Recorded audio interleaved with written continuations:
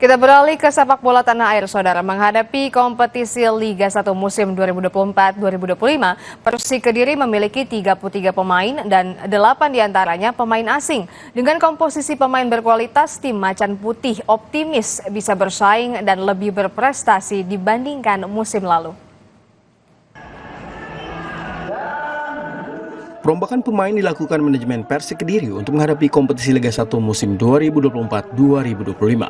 Guna mengurungi Liga 1 musim ini, Persik Kediri memiliki 33 pemain yang 8 diantaranya merupakan pemain asing.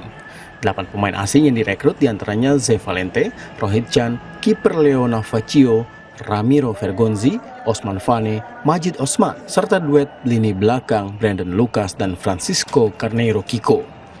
Sementara pemain lokal yang didatangkan adalah Evan Dimas, Ezra Walian, dan pemain muda Hugo Samir. Menurut pelatih Persik Kediri, Marcelo Rospide, dengan skuad yang ada saat ini dirinya optimis mampu bersaing dibanding musim lalu yang hanya mampu finish di urutan 9 klasemen.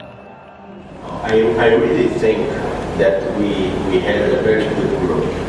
That's the first thing. We had a very good group. And I'm sure that if we remain on the process and I trust 100% in the players, we can stay in a position at the first step that I put like a target for us. We'll try to do a better championship than the last year.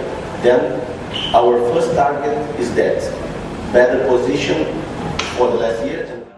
Tim Macan Putih masih ada waktu 1 minggu untuk melakukan persiapan sebelum Liga dimulai. Di laga perdana Liga 1, Ze Valente dan kolega akan menjamu Bali United tanggal 11 Agustus mendatang. Mahendra Triginanjar, Kompas TV, Surabaya, Jawa Timur. Sementara itu, Borneo FC Samarinda masih akan menambah amunisi menjelang bergulirnya Liga 1. Setidaknya 2 pemain baru akan bergabung pasca turnamen Piala Presiden 2024.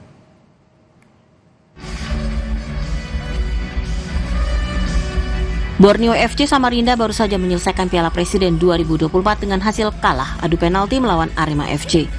Ini semacam anti klimaks dari penampilan gemilang pesut etam di Liga musim lalu. Hanya saja turnamen ini bermanfaat karena membuat pelatih Peter Huestra bisa mencoba berbagai strategi. Evaluasi dilakukan sementara manajemen masih terus memperkuat tim dengan pemain baru. Setidaknya ada 2 pemain yang akan segera bergabung. Advantage of Piala President, you play good hard games, so that's good. And